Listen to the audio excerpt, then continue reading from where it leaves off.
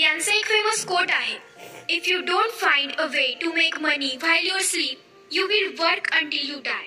म्हणजे जर तुम्ही एखादा असा मार्ग नाही शोधला की ज्याच्यामुळे तुम्ही झोपलेले असताना सुद्धा तुमचे पैसे वाढत जातील, तर तुम्हाला मरेपर्यंत काम करावं लागेल. म्हणूनच जर तुम्हाला शेवटपर्यंत काम करायचं नसेल आणि श्रीमंत सुद्धा बनायचं असेल तर तुम्हाला काही गोष्टी समजून घ्याव्या लागतील. म्हणजेच तुम्हाला तुमच्यासाठी एक पॅसिव्ह इन्कम सोर्स जनरेट करावा लागेल. खूप लोकांचं हे स्वप्न असतं माहितीये, कारण त्यांनी बऱ्याचशा जणांकडनं ऐकलेलं असतं की पॅसिव्ह इन्कम मध्ये आपण झोपलेले असताना सुद्धा पैसे कमावू शकतो. म्हणजे आपल्याला फक्त एकदाच काम करायची गरज असते, त्यानंतर आपला पैसा वाढत जातो. पण बरेचसे लोक पॅसिव्ह इन्कम ऍक्टिव्ह नाही करू शकत, कारण त्यांना माहितीच नसतं की ते कसं करायचं, त्याच्यासाठी काय काय मार्ग आहेत. कारण हे आपल्याला स्कूल कॉलेजेसमध्ये शिकवलं नाही जात आणि ना आपले पेरेंट्स आपल्याला हे शिकवतात. पण तुम्ही ते शिकण्याची सुरुवात तेव्हाच करून दिली जेव्हा तुम्ही या व्हिडिओवर क्लिक केलं. आज मी तुम्हाला 6 असे पॅसिव्ह इन्कम सोर्स सांगणार आहे ज्यांच्या मदतीने तुम्ही त्याच्यात जास्त इन्व्हॉल्व न होता सुद्धा बरेच पैसे कमावू शकता. म्हणून मित्रांनो, या व्हिडिओच्या प्रत्येक पॉइंटला मन लावून व्यवस्थित समजून घ्या. हे 6 पॉइंट लक्षात घ्या आणि मग तुम्ही ठरवा की तुम्हाला या 6 पॉइंट पैकी कोणता पॉइंट निवडायचा आहे. चला तर सुरू करूया. सगळ्यात आधी तर मी तुम्हाला हे सांगते की पॅसिव्ह इन्कम नेमकं असतं तरी काय. बघा, हे तर तुम्हाला माहितीच असेल की इन्कम ही 2 प्रकारची असते, ऍक्टिव्ह इन्कम आणि पॅसिव्ह इन्कम.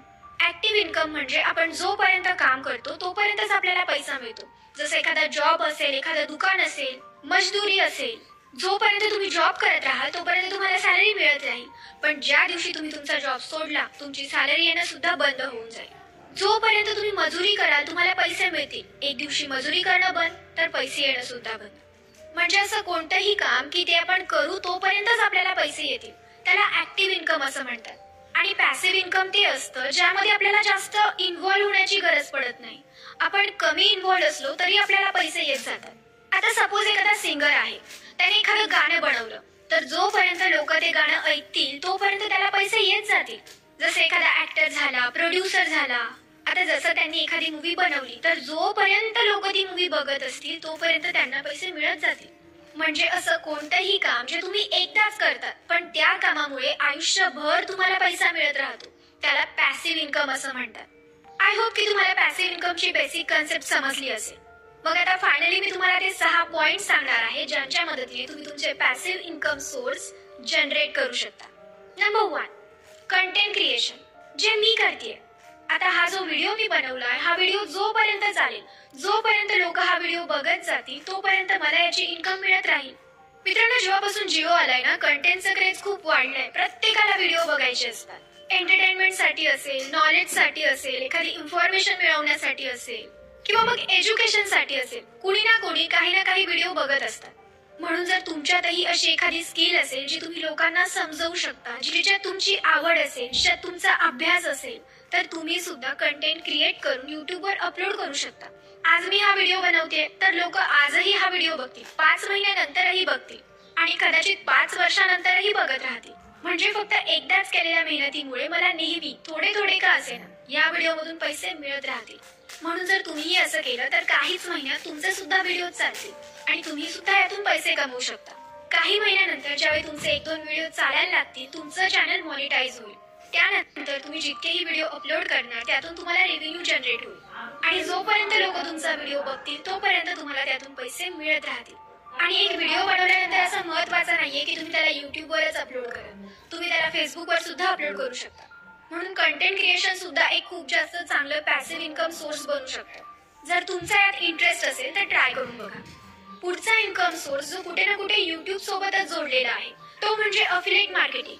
ज्यावेळी आपली ऑडियन्स ग्रो होऊन जाते, वाढून जाते ना, त्यानंतर आपल्याकडे पैसे कमवण्याच्या अपॉर्च्युनिटीज वाढून जातात. आपण फक्त युट्यूब मधूनच 12 ते 13 वेगवेगळ्या पद्धतीने पैसे कमवू शकतो. त्यातलीच एक पद्धत म्हणजे अफिलिएट मार्केटिंग, जिथे तुम्ही तुमच्या ऑडियन्सला एखाद्या वस्तूबद्दल सांगता आणि त्याची लिंक डिस्क्रिप्शन मध्ये देता आणि ज्यावेळी ऑडियन्स तुम्ही दिलेल्या लिंक वरून त्या प्रोडक्टला परचेस करता त्यावेळी थोडंसं कमिशन काहीतरी तुम्हाला सुद्धा मिळतं.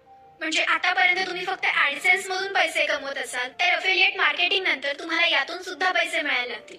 पण इथे एक गोष्ट लक्षात ठेवा, ज्याही प्रोडक्ट बद्दल तुम्ही लोकांना सांगाल ते अगदी बेनिफिशियल असलं पाहिजे, त्यांच्यासाठी चांगलं असलं पाहिजे.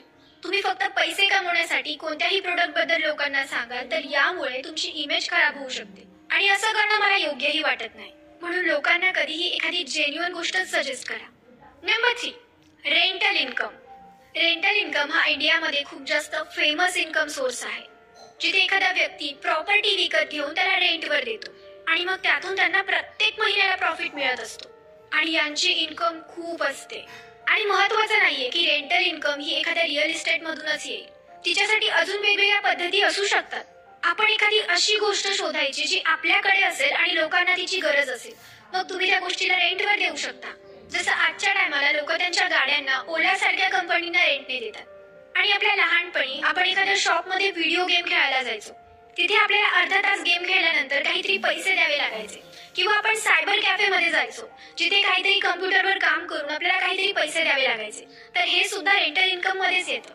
म्हणून असा काहीतरी विचार करा की मला काय नवीन करता येईल ज्यामुळे माझा पॅसिव्ह इन्कम सोर्स जनरेट होईल. Number 4, stock market. Share market एक अशी विहीर आहे जी सगळ्यांची तहान भागवू शकते. आणि हे खरं आहे, शेअर मार्केट एक असा सोर्स आहे जो आपल्याला मिलिनियर बनवू शकतो. आणि याला आपल्याला जास्ती टाइम द्यायची सुद्धा गरज नाहीये. पण आपण यात पडण्याआधी सगळ्यात आधी त्याचा अभ्यास केला पाहिजे, त्याला समजून घेतलं पाहिजे, प्रत्येक शेअरला अॅनालाइज केलं पाहिजे आणि मग तुम्ही शेअर मध्ये इन्व्हेस्ट करू शकता. ज्यावेळी तुम्ही तुमचे पैसे शेअर मार्केटमध्ये इन्व्हेस्ट कराल त्यावेळी हळूहळू वेळेनुसार कंपाऊंडिंगच्या पॉवरमुळे तुमचे पैसे जास्तीत जास्त वाढत जातील. आणि ज्यावेळी आपण कोणत्या तरी कंपनीत इन्व्हेस्ट करतो त्यावेळी आपल्याला डिव्हिडंड सुद्धा मिळतो. आता डिव्हिडंड काय असतो? डिव्हिडंड त्या कंपनीला झालेला प्रॉफिट असतो, जो आपल्याला आपण त्याचे शेअर होल्डर असल्यामुळे मिळतो. आणि ज्याच्याकडे जितके शेअर असतात त्यानुसार त्याला डिव्हिडंड मिळत जातो. फॉर एक्झाम्पल मानून घ्या तुमच्याकडे टाटा मोटर्सचे 1000 शेअर्स आहेत. मग आता जर कंपनी आपल्याला पर शेअर 20 रुपयाचा डिव्हिडंड देत असेल तर तुमच्याकडे 20,000 रुपये डिव्हिडंड तुम्हाला मिळेल. इथे तुम्हाला काहीही काम करायचं नसतं, फक्त पैसे इन्व्हेस्ट करायचे असतात आणि थोडे पेशन्स ठेवायचे असतात. जसजसं कंपनी ग्रो करेल तुमच्या शेअरची व्हॅल्यू वाढेल. Number 5, write and E book. जेव्हाही कुणी ई बुक बद्दल ऐकतं त्यांच्या मनात हेच येतं की यार हे तर माझ्याने नाही होणार. आपल्याला असाच विचार येतो ना की पुस्तक लिहिणं म्हणजे 500 ते 600 पेजेस लिहिणं. पण असं नसतं. जर तुम्ही एखाद्या फील्डमध्ये खूप चांगले असाल, एखाद्या फील्डमध्ये तुम्हाला भरपूर माहिती आहे तर तुम्ही लिहू शकता आणि ते चांगलं सुद्धा आहे. पण तसं सोडून सुद्धा अजून असे बरेच टॉपिक आहेत ज्यांच्याबद्दल तुम्ही 50, 100, 150 पेजेस सुद्धा लिहू शकता. तुम्हाला ज्याही कोणत्या गोष्टीबद्दल नॉलेज असेल त्याबद्दल तुम्ही ई बुक लिहू शकता आणि तुम्ही तुमच्या बुक्सना इंटरनेटवर डिफरंट प्लॅटफॉर्म्सवर सेल करू शकता. इथे सुद्धा तुम्हाला फक्त वन टाइम मेहनत करायची आहे. एकदा पुस्तक लिहिलं की जेव्हा लोक त्याला विकत घेतील तुम्हाला पैसे मिळत जातील. Last point, stock footage. इथे सुद्धा तुम्हाला फक्त एकदा मेहनत करायची आहे, त्यानंतर तुम्हाला नेहमी पैसे मिळत जातील. फक्त यामध्ये तुम्हाला थोडी क्रिएटिव्हिटी करावी लागेल. आपल्याला बऱ्याच जणांना फोटोज काढायला खूप आवडतं, फोटोज क्लिक करायला खूप आवडतं. तर आपण आपले स्वतःचे फोटो किंवा आपण काढलेले फुटेजेस त्यांना आपण वेगवेगळ्या प्लॅटफॉर्मवर सेल करू शकतो. यात Adobe stock, shutter stock, I stock या सगळ्या अशा वेबसाईट आहेत जिथे तुम्ही तुमच्या फोटो आणि व्हिडिओना लिस्टेड करू शकता. आणि ज्यावेळी एखादा व्यक्ती तुमच्या त्या फोटो आणि व्हिडिओना त्या वेबसाईट मधून डाउनलोड करेल त्यावेळी तुम्हाला पैसे मिळतील. म्हणूनच जर तुम्हाला चांगले फोटोज व्हिडिओ शूट करता येत असतील तर तुमच्यासाठी हा चांगला चान्स आहे. मग हे होते 6 पॉइंट ज्यांनी तुम्ही तुमचा पॅसिव्ह इन्कम जनरेट करू शकता. तर हे 6 पॉइंट कसे वाटले आणि एखादा पॅसिव्ह इन्कम जनरेट करण्यासाठी पॉइंट तुमच्याकडेही असेल तर मला कमेंट करून नक्की सांगा. धन्यवाद.